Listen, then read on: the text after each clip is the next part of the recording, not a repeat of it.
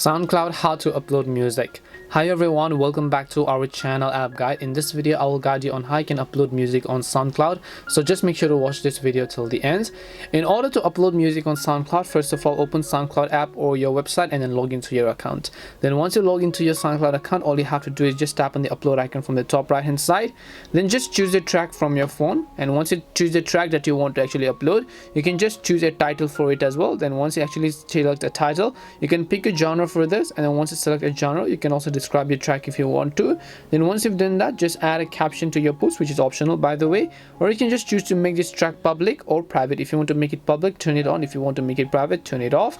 Then just tap on save option and your music will be successfully uploaded. And that's all it takes to upload music on SoundCloud. We hope the video was really helpful, and if it did help you, then make sure to leave a like and subscribe to the channel. And if you have got any questions, feel free to leave them down. Thank you very much for watching, and see you in the next video.